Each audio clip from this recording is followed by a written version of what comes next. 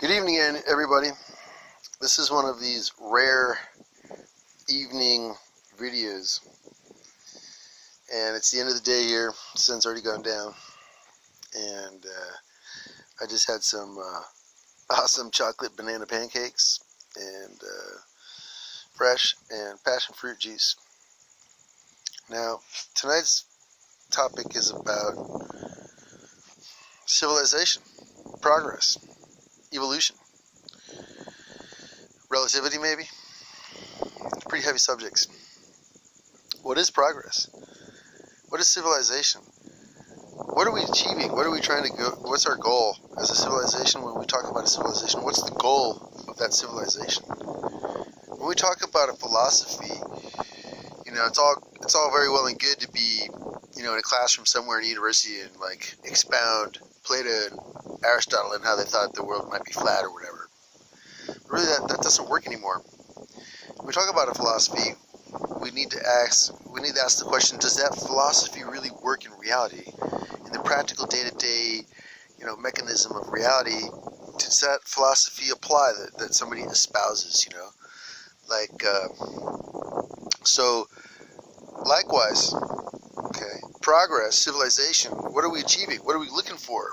What's our goal? Are we just trying to get the richest guy to be president? Doesn't matter how stupid he is, because that's what we got.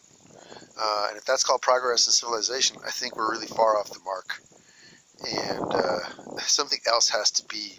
There has to be something else that actually is not just better, but it's actually more evolved, more into the future, you could say. So let's get right to there. Evolution. Right now we're facing an evolutionary moment. But evolution happens in many ways, in shapes and forms. Coronavirus could have been man-made, more than likely, or not. But no matter what, now it's here and it's making people evolve. And human beings are going to evolve, in a way that we never imagined, maybe. But evolution takes place in all ways, shapes, and forms. Like, for example, somebody in Africa or somebody in a rural setting in a tropical area might not wear shoes. Let's just say, like where I'm at. And I don't wear shoes that much, so my toes are kind of farther apart than if I had lived in New York my whole life and worn floor chimes and cramped my toes up into a little shoe and made them sweat and stink and fester, which is not actually really normal. I don't recommend people use shoes that much, to tell you the truth. That's the cause of most people's foot problems, is that they're using shoes instead of just going barefoot when they're able to. But that's an evolutionary example, of that people are starting to lose their pinkies, and maybe in a couple of generations, in some certain genetic strains of human beings, there won't be a pinky anymore. It'll just have kind of been diminished or disappeared. While in other parts of the world, people will have their full set of toes and all spread out and wide apart and strong and healthy. Now, that's just another example of evolution. I mean, there's so many things that could have happened. Like, for example, let's just talk about LSD. So, what if a human being took LSD, and maybe that human being took LSD enough times that it changed his genetics? But wait a minute. What if that human being's father took LSD first and changed his genetics, and now it's a second generation evolute that now maybe pass it down to a third generation? So maybe that person's mind, that person's brain, because they did LSD, is now more aware, more open, more receptive to certain things that other people aren't. Who knows? We're still in that process of finding out. 40, 50 years later, after the hippie revolution, where everybody was dropping acid like crazy, and huge amounts of it. So that's another example of evolution. So going back to progress and civilization and evolution, what are we shooting for? What are we trying to get? What are we trying to do? Because again, if it's just to get a bunch of money and we're going to kill everything in the process and cut all the trees down and kill all the animals just so we can make a golf course, and we're going to call that civilization and progress and evolution, like I said, we are way off the mark if that is the truth. My belief is that right now, because of the coronavirus, the law Here's another one. The law of unintended consequences is going to come into play. And we're already seeing it.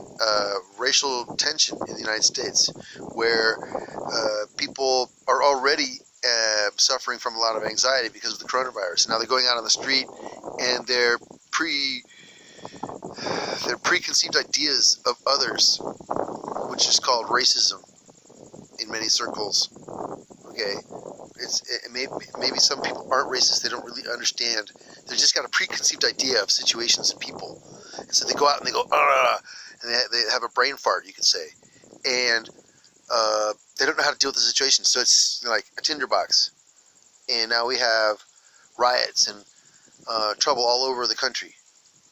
That wasn't expected at all, I'm sure, by the Trump administration or by anybody else for that matter. But when the white cop killed the man with his knee, basically, and they were joking about it and walked away all calmly with this dead guy on a stretcher and acted like nothing had happened or whatever,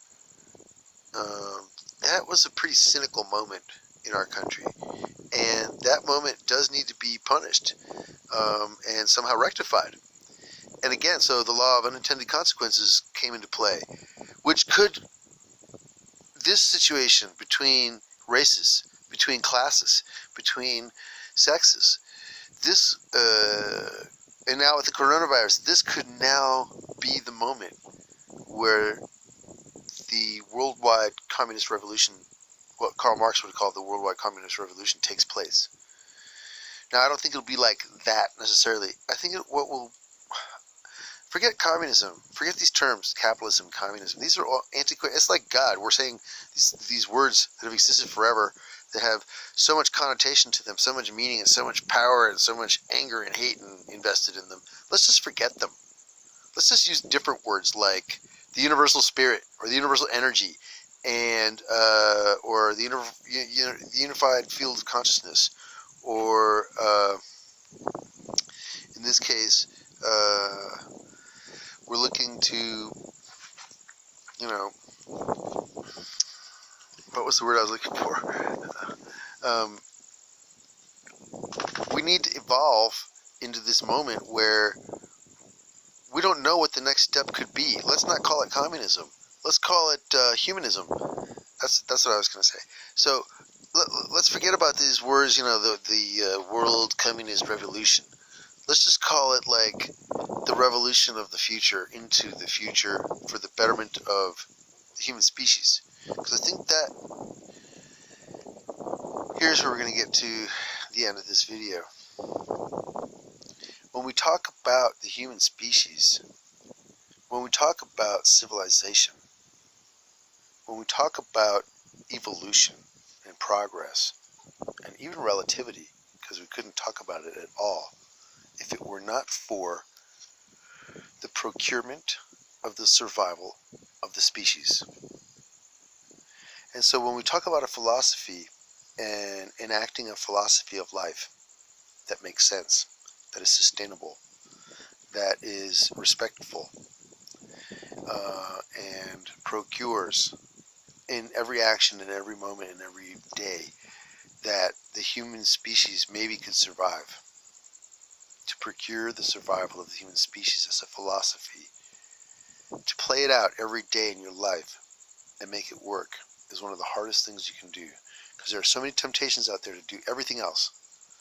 And so I think everybody needs to focus on that as a thought that guides their actions day in and day out, every moment. What are you doing, and is that activity helping procure the survival of the human species?